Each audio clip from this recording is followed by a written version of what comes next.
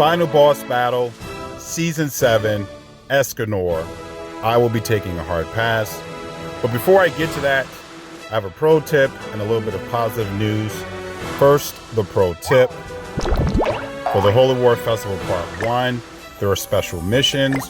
One of them is from Gowther. It says clear the final boss battle 3 times during the event period. If I go back to the final boss battle, you'll notice my score is at 0, yet I completed Gowther's mission. Here's the pro tip. You do not need to be victorious in any one of these battles on any of the difficulties in order for it to count towards Gowther's mission. You just need to start any one of these battles on any difficulty and complete it. Do not forfeit.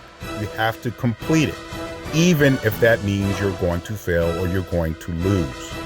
By letting it complete and letting it, exit like it normally would without forfeiting, it will count towards Gowther's mission.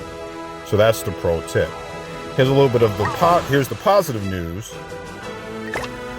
They've returned the amount of tokens that you receive for the amount of stamina spent back to what they normally were. So if you go to do it on hard, you will get 10, 13, 16 like it normally was. And then if you go to do it on extreme, you'll get 26, 29, 32 like it normally was. If you go to do it on hell difficulty, you will get 42, 45, 48 like it normally was. So that's the positive news. Now, on to why I'm doing a hard pass on this final boss battle, Season 7, Escanor. I'm going to have to go ahead and click on one of the stages. I'll just use hard because it's pretty much the same on the other difficulties. It's like these fights, they have like contrived difficulty to give Escanor all the advantages to make an extremely unfair fight. Phase 1, let's go through his passive uniques. He does 600% extra damage to demons. He increases his lifesteal by 50% when his HP is below 50%. If remaining HP becomes 30% or lower, he becomes immune to damage and debuffs for 2 turns. If the boss is unable to use skills on their turn, their ultimate move gauge fills up completely, removes buffs and debuffs, and becomes immune to such effects when the hero's ultimate move gauge is completely filled, which is essentially HP Green Escanor. He gets two increased skill uses. He has the skills of HP Green Escanor as well in Phase 1. He has additional skills where he's able to buff himself to where he increases his basic stats by 10% and decreases the amount of damage he takes by 10%. He also too is able to D-rank skills and deplete orbs on the amount of D-ranks that occur. He also too has the ultimate of HP Green Escanor. Now what makes Phase 1 like extremely unfair is because if you come in here trying to manage the fight and you successfully manage the fight, you're going to push Escanor towards ultimate. If you don't have heroes that are like ultra powerful, that have like ultra powerful rank 1 cards, and you need to find a way to defeat Escanor at your own pace, what you're going to find is if you bring him close to 30%, but then are unable to finish him off, he's going to go and become immune to damage and debuffs, and then he's going to cast one of his cleave attacks, and then he's going to heal back up to full. And so then it's like, okay, I lost my capacity to defeat Escanor at my own pace. I can't CC this guy. I can't control him from doing what he's doing, because if I do that, he rushes to his ultimate. And then if you do have some heroes that like, I just need to get this hero or whatever the heroes are to like a rank 2 or a rank 3 or get to the ultimate, it's going to be frustrating trying to do that because of his extra or special skill, which decreases skill ranks. So if you're trying to work to a rank 2 skill or a rank 3 skill, you have to deal with the frustration of constantly having it D-ranked. And then if you should have your skills D-ranked and you had an ultimate ready, you're gonna have to deal with the frustration of your orb being depleted because your skills got D-ranked. And it's like, it's just a very extremely unfair fight because it's very little you can do to make the fight manageable with other heroes. You have to have like a specific hero in order to be able to do this fight just to even complete the fight effectively. And it's like, the trend is that you need to have a hero that does massive damage with like a rank 1 card or a rank 2 card. You need those kinds of heroes. But this fight is even cheesier than that. And we're going to get to that. Let me get to phase 2. In phase 2, he has pretty much the same skills from phase 1, but he has some additional skills. I'm sorry. He has the same passives, or the same unique passives from phase 1, but in phase 2, he has some additional unique passives. This one is prevents the ultimate move gauges of all enemies from filling up and disables ultimate gauge and disables their ultimate moves for 2 turns. And then he has, is it this one? No. Where is it? It's this one. Removes debuffs from the hero during the ally's turn. Attacks while ignoring evasion. And he gains a buff which increases HP related stats by 50% at the start of battle for 3 turns. He also gains the skills of Strength Red Escanor. He still has the same buff skill, but is slightly modified to where it decreases defense related stats of all enemies by 10%, as well as increasing his basic stats by 10%. And both those buffs in phase 1 and phase 2 are stackable. And then he has another skill that does over rupture damage.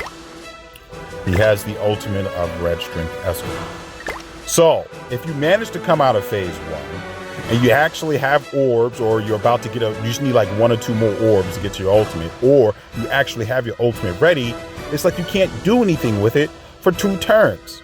So it's like, okay, that's extremely unfair. This is cheesy. If I was smart enough or fortunate enough to be able to be prepped coming into phase 2, they've now made that meaningless.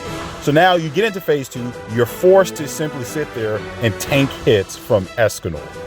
And it's like, if you try to come to this phase and you're like, okay, let me try to buff up or something like that, he does over rupture damage. So he's going to take out, if you try to, let's say, give yourself more survivability by buffing, he's going to do over rupture damage, which is like extra, like, what is it? What did it say? 10,000? No, 300% of attack on all enemies. 10 times the damage against buffed enemies.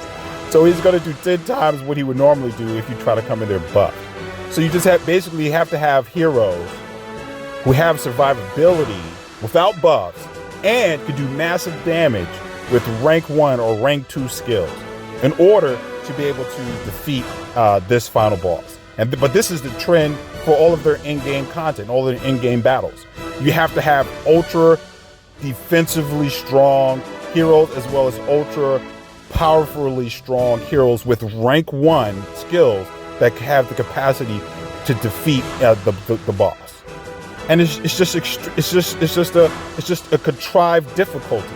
They're just giving the enemy NPC all the advantages. It's just an extremely unfair fight. And it's because of all these things is the reason why I'm taking a hard pass. In phase 1, you just can't really you can't really manage anything. You just have to be able to take them out in like 1 or 2 hits with a rank 1 skill card. When you get to phase 2, you can't come in prep because they prevent you from casting your ultimate, they prevent you from getting orbs, and you just have to sit there and take hits. You can't buff yourself because it's going to do over rupture damage, and it's like it's just so extremely unfair. And it's like, I guess this another thing I want to talk about, but to support what I'm saying, you have to actually take a look at the rankings.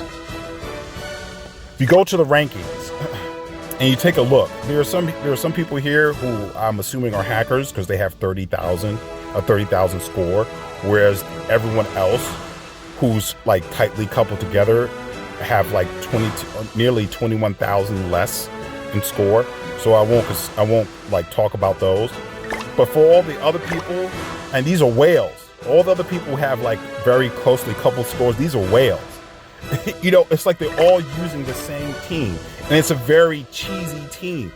It's like they come in with Holy Warrior Goddess Elizabeth, who's unique, allows to gives the team the capacity to revive someone.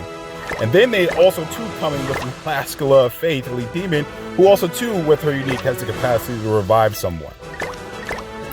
Then they're using this limited time hero, new legend, Demon Meliodas. He's not in any general pool, so you won't be able to get him unless you make pulls on that special banner when he was available.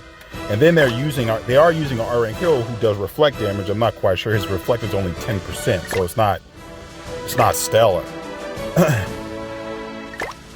So it's like you have to come in with an equally, cheesy or unfair team to beat these cheesy, extremely unfair boss battles.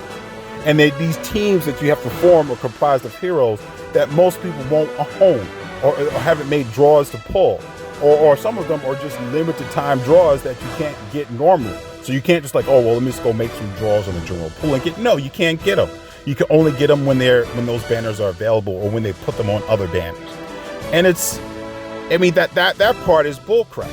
And it's like, because of the extreme unfairness of these fights, because of this contrived difficulty in trying to give these enemies all the advantages, is the reason why I'm taking a hard pass. Also, too, for me personally, like whatever the rewards are, these rewards are no longer like a necessity, or they're not. The rewards are no longer worth the hassle and the time I would have to spend on these extremely unfair boss battles.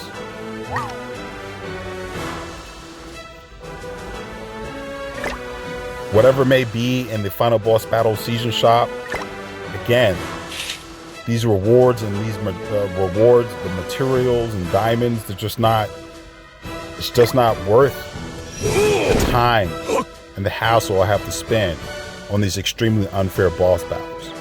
For me personally, I'm in a position to where it's like, if I don't get it, if I don't get these materials or these diamonds from these boss battles, it's not a big deal. So those two things is the reason why I'm taking a hard pass. The contrived difficulty to give these enemy NPCs of these boss battles all the advantages to make extremely unfair fights, and the fact for me personally that the rewards, whatever the materials and diamonds that you may get, it's not worth the time and the hassle of dealing with these extremely unfair fights.